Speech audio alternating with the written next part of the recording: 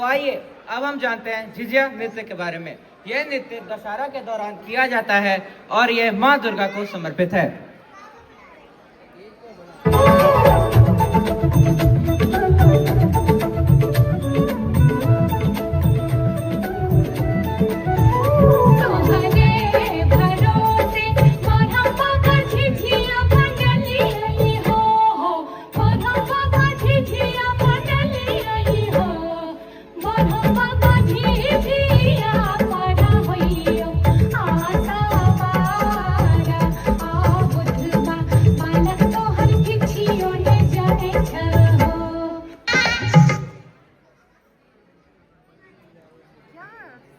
अब हम जानते हैं बिहार की लोक संस्कृति, भाई बहन के अटूट प्रेम और प्यार को, जो सामा चुकेवा के रूप में खेला जाता है।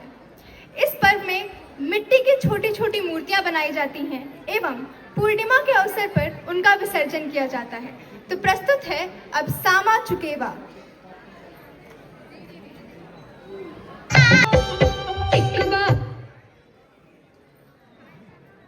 वाह, क्या शानदार प्रस्तुति थी।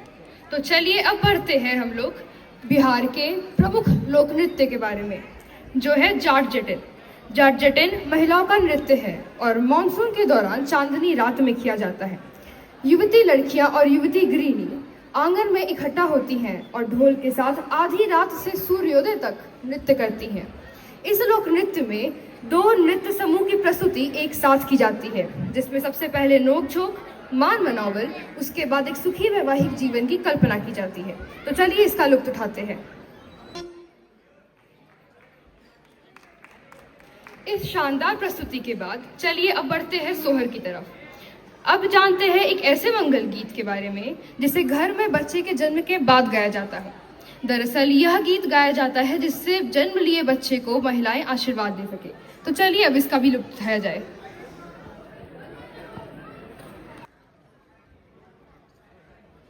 तो आइए अब जानते हैं बिहार के लोक आस्था महापर्व छठ पर्व के बारे में।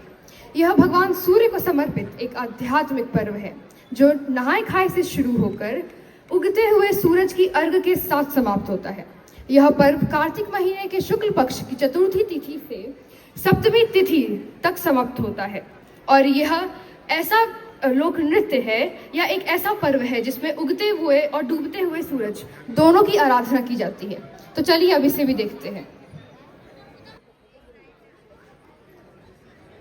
Thank you Bihar.